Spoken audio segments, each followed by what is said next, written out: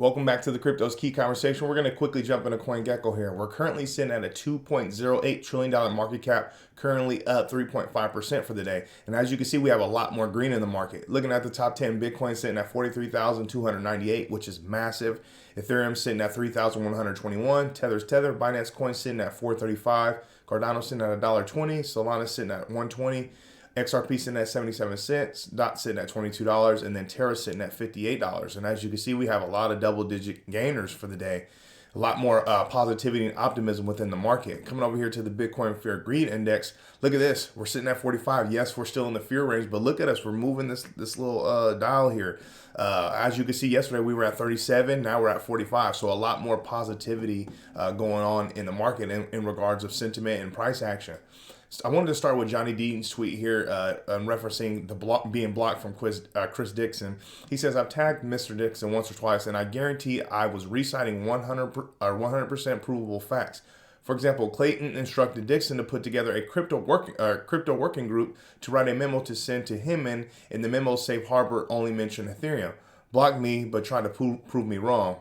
So he's kind of challenging him on that. And then he also states, "It should be noted that I've never been disrespectful. I've tagged Vitalik Buterin also reciting facts. For example, when I've tweeted about Vitalik stopping the trading of ETH, I've always included that he did so with good and honorable intentions. The truth is the truth.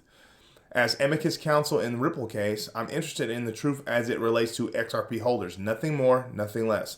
For example, many people tagged me about the civil lawsuit against Consensus and Joseph Lubin. I didn't comment because it has nothing to do with the XRP case. Go to Crypto Law US and review the video library with the timeline. Prove the evidence assembly by the XRP community wrong. You can't. We all can block whoever we wish on social media, but none of us can block the truth when it desires to raise its glorious head." So absolutely. And just like I said, we have the truth on our side. So being on the right side of the law, the right side of history, and having truth on your side is absolutely massive when it comes to this Ripple versus SEC case.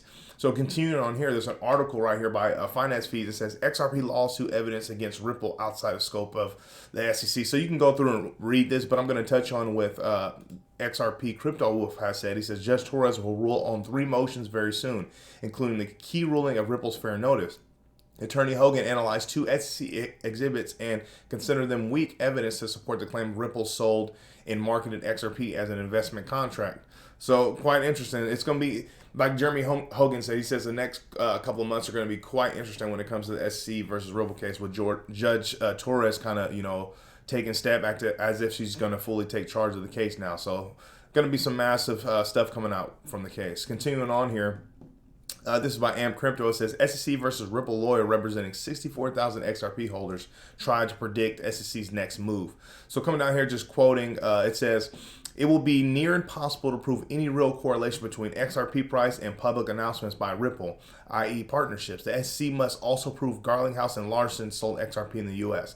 Which, good luck to the SEC with that. Obviously, from the emails and stuff that we've seen, or the documents we've seen as of recently from our past videos, it's quite evident that they've been quite clear about, operating outside of the U.S. when it comes to, certain investors. There was also talks of, them not promising any price movement in particular, in particular when it comes to the XRP token. They were talking about how the platform of Ripple and having people plug into their system and utilizing their technology, inherently it's going to increase the price of XRP as the demand for Ripple technology increases. So that's kind of what they were covering. So good luck with that. Coming over here to XRP Crypto Wolf's tweet, he says the Ripple lawsuit will end ultimately favorably for Ripple and XRP when it does end. XRP will essentially be the only crypto asset with regulatory clarity in the U.S. Absolutely massive. So that's what we talked about in our videos. It's like, think about when this is said and done. Ripple wins the case. XRP is truly the only one that truly has legit, legalized, fully documented, written in law, the only clarity within the U.S., which is absolutely massive. And yes, it'll set precedent for the entire space to kind of build off of, but that's absolutely massive. So us XRP holders that's been, holding all these years, going through all the ups and downs, dealing with all the FUD and suppression from, people hating in the community, government entities coming after us, just all the different things that we've been dealing with as XRP holders, that'll just cease to exist and it'll be gone. And the FOMO will be glorious. Absolutely. Coming over here. So this was a speech that was done November 4th, 2021, but I wanted to bring it up because it was important. I just wanted to reinforce Stuart Alderoty's response to this. So it's prepared remarks at the Securities Enforcement Forum, Gary Gensler. So you can come through and read this if you like. But Stuart Alderoty kind of broke it down. He says, my first reaction reading this speech, and then I love this, is GIF. So coming down here, he says, in all seriousness, the football field with no referee analogy Chair Gensler insists on using is wrong. The truth is the SEC used regulation by enforcement to create an uneven playing field and picks winners and losers according to the opaque rules that make up as they go along. Absolutely. So we talked about that too. Obviously, having a level playing field is absolutely massive when it comes to the space. Let it be America. Let them compete. Let the best company prevail. Coming down here. He says his speech says a high impact case pulls many other actors back from the line. And that he quoted that. He says his speech says, quote, a high impact case pulls many other actors back from the line.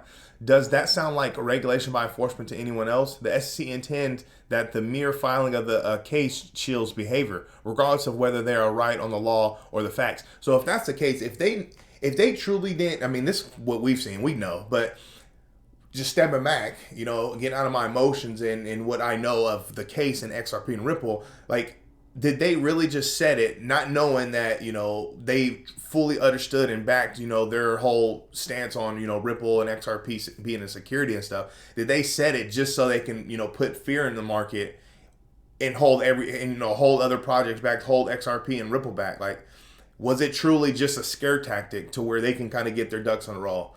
That's a question I've always kind of asked myself too. And like it as the digital asset investor says, all the world's a stage. Like, really? He continues on here, says, because after all, that's why the SEC plays the delay card and uses it to their advantage. So much for justice delayed and justice denied. How about publicly committing to moving the Ripple case as swiftly as possible with no more delays? Yeah, because so think about it.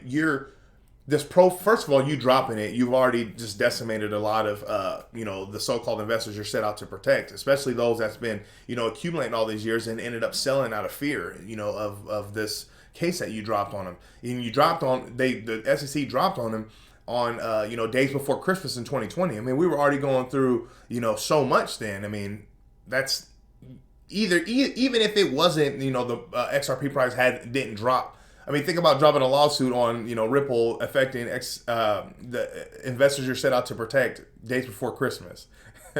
Crazy. Anyways, so it's like, yeah, the longer you delay this case, the more you're hurting the investors you're set out to protect. I know me and my wife have been accumulating and holding strong since 2017 when it comes to XRP in particular. So it's like we had many plans when it came to our XRP investment. So it's like, obviously, we have no correlation, no ties to Ripple. We just invested in the token, just like we invest in other assets within the digital asset space. And, we anticipated having, taken some profit to, achieve life goals outside of, our standard job. So the SEC, dropping this lawsuit on Ripple just tarnished all those plans we have for financial plans for our kids and just for our lives. So them further delaying what's inevitable is just quite sickening. So quite honestly, I hope, the Judge Torres and Judge Netburn, get through all the facts that, from discovery and all that stuff, and they literally just wipe this case. Ripple comes out, glorious and prevails. Ripple does their thing, continues to expand across the world with their technology, and then XRP inherently just goes on a massive run, and then FOMO just incites the market and just blows up this entire market with just so much euphoria. I just wanted to throw this up. I thought Stuart Alderoty, and yes, this was an older tweet back in January 12th of this year, but I just wanted to bring it up to kind of reinforce kind of just the shenanigans we're dealing with when it comes to SEC. I'm going to end on this one here. I like ending on some positivity as much as I can, and Hassan always posts some good tweets. He says, it's never too late to convert Ethereum to XRP and get rid of the gas burden. So just like I've always said, I love Ethereum. I hold Ethereum. I hold a lot of other digital assets. XRP is obviously my biggest one and my favorite one. But I just think it's funny, and I mean, I think it's funny, which makes me feel good, based on what we're going through as XRP holders. But yeah, it's never too late to convert Ethereum to XRP.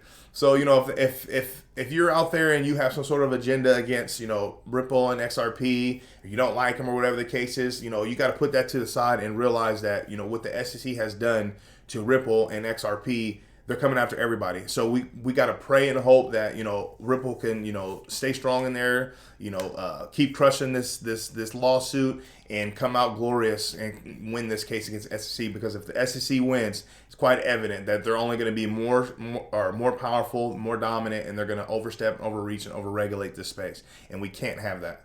With all that being said, stay strong out there. Be safe.